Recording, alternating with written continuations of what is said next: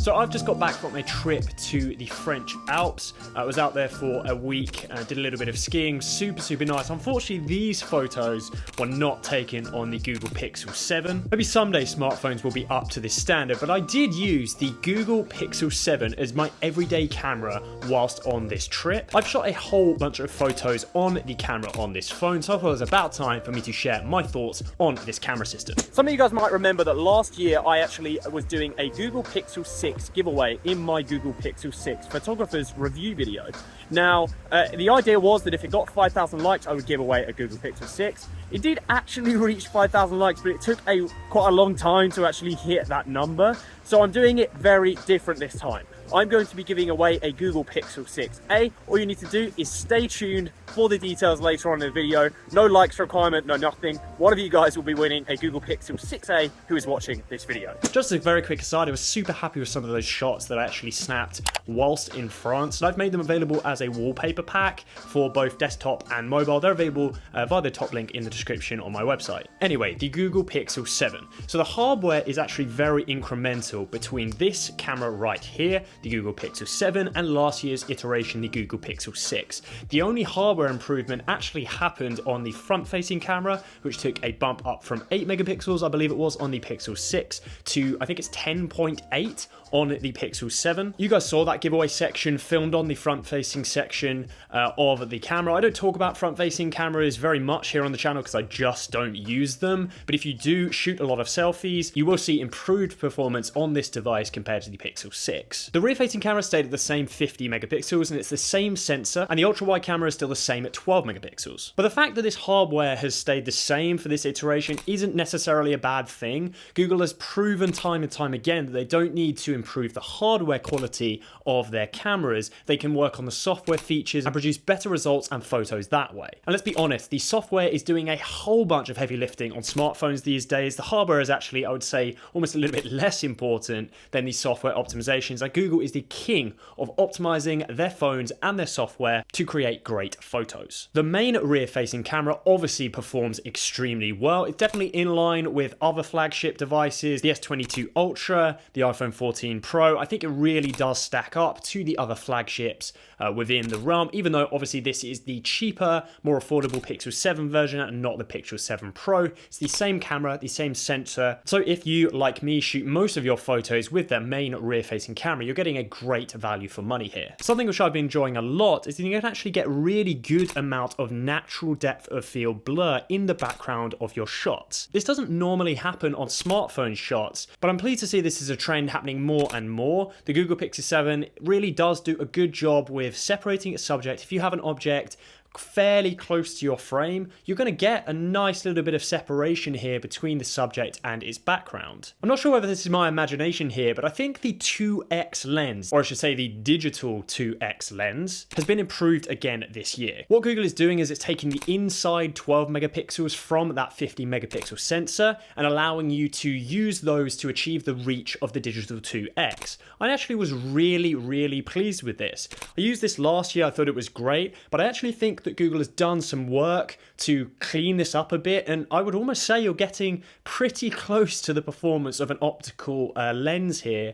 I used the 2x a lot. Obviously I was in the mountains for a lot of this shooting, and having the ability to go to that 2x, you're working at, I would say, roughly a 50mm focal length here, and actually think it looks really nice, and I think the shots have come out super well. In terms of the ultra wide, there's not a lot to say here. I think it performs well. The only thing I would say is that the 0.7, which is the ultra wide on this camera, it is a 1.0 and then a 0.7 for the ultra wide. I'm used to shooting on my iPhone, which is a 0.5 lens, so you're getting double the field of view that you would on the main rear facing camera, and the 0.7 isn't quite wide enough for me. I think the purpose of an ultra wide is to get as much in frame as possible. 0.7 just not there. But on the Google Pixel 7 Pro, the camera is wider. Anyone that has watched last year my Google Pixel 6 review, you'll know that my two biggest complaints for the camera was its sharpness and how much the image is HDR'd or sort of oversaturated. So let's discuss those in a little bit more detail and see whether or not things have been changed. First of all is the sharpness, and I actually do think that the Google Pixel 7 is a little bit softer than the Google Pixel 6, and for me anyway, this is a super good thing. You're still getting quite a lot of digital sharpness in the standard JPEGs out of the camera. You can see that you are getting quite crisp, sometimes over sharpened shots, but I do think potentially it's a little bit better than last time, or at least I'm not noticing it quite as much using the photos out of the JPEGs cameras. If we shoot in RAW though on the Google Pixel 7, as you guys know, this is something I do a lot with my smartphone cameras, you can actually pull that sharpness down, and a significant change here is that if I pull this sharpness down to 0, the image is looking a little bit too soft. So I actually pull this around about the 10, pull this down from the standard setting to around about 10, and this is where it's starting to look good for me. And so I actually think there is an element of maybe Google slightly softening this camera lens, and that's definitely a good thing. Certainly when I shot with the Google Pixel 6, I thought it was like way too over sharpened, so it's really nice to see Google take a step in the right direction here, at least for me personally. The contrast is one of my biggest complaints with the Google Pixel 7. I do think that a lot of the time the images come out looking from this camera just look fake or like artificially enhanced. That was the case with the Google Pixel 6. It certainly still seems to be the case with the Google Pixel 7. I think unfortunately at this point this is a kind of a theme and a trend that Google seemingly are buying into. This is not something which is just a sort of like byproduct of their cameras. This is definitely intentional. Look at the selection of these images here. These are insanely blue. You can just see that the amount of saturation in the skies, like even this one here, this wasn't blue. Like in real life, the shot or the sky in general was kind of a muddy gray. There wasn't much light, and the Google Pixel is just crunching it and making it blue. Like it's fake. It's essentially fake, and obviously it's trying to just figure out what it thinks should look good in the scene, and it's just not accurate. Another one here, this is a night mode shot, but it still just looks so fake. Side note, I actually do think this is an exceptional low light shot. We'll talk about night mode a little bit towards the end of the video. Like the detail is incredible, and of course it's great that we can see the detail in the chalet so well, but you can't deny that in my opinion this almost looks closer to like digital art than a photograph. It's just not realistic. I do personally think it's a mistake that Google keeps on sort of continuing down this trend. I don't think everyone wants photos to look over enhanced and overly digital. I think they should tone this back a bit, lose some of the contrast and saturation for certain colors, particularly the skies. I think the Google cameras have so much going for it that this one thing continues to hold it back, in my opinion. I've actually bitten the bullet and tested some portrait mode shots. Anyone who watches the channel here a lot will know that I really don't include portrait mode that often. It's because I just don't really like portrait mode as a thing, but I did test it because obviously you guys, I know that a lot of you guys shoot in portrait mode, and obviously it is a popular tool. I was overwhelmingly impressed with portrait mode.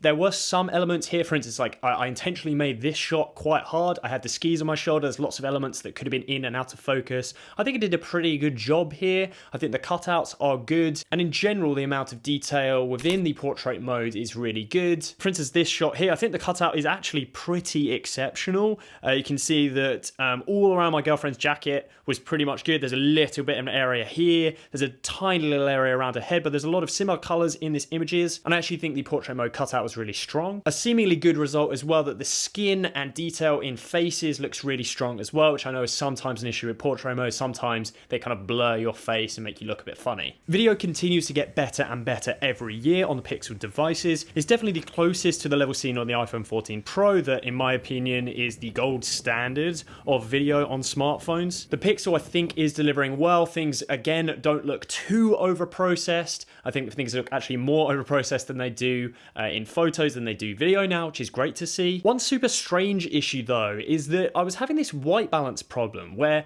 you can see, like, in this clip here, it's basically shifting from, like, super unbelievably blue, which, again, that's a kind of a pixely thing anyway, but then it's going right the other side, and it's doing it relatively quickly in quick succession, which I really wasn't a fan of. Like, this looks just pretty horrendous. Apart from that weird bug, I do think video is a strong performer now on the Pixel 7, with the only other issue for me being stabilization. I do think the Pixel 7 results in a kind of a slightly warpy, almost like you're on a gimbal, but like a kind of a fake looking gimbal. Again, if you compare this with the iPhone's a much more natural stabilization. I don't think Google have managed to achieve this. Okay, giveaway time.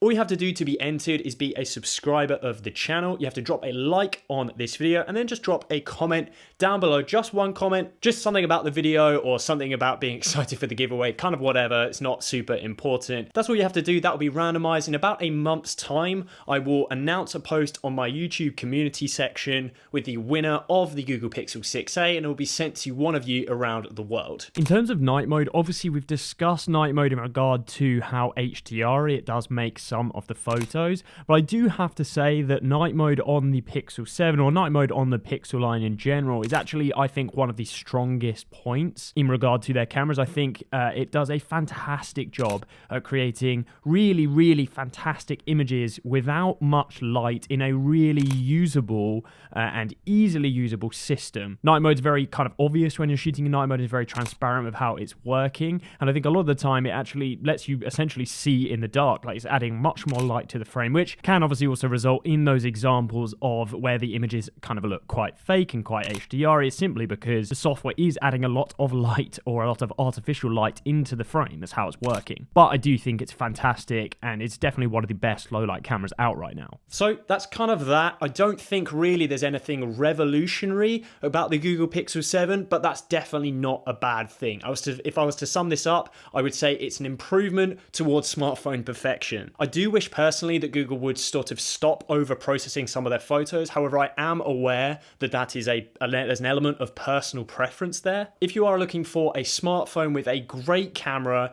in 2023 without an extremely premium price tag, the Google Pixel 7 is a fantastic bet.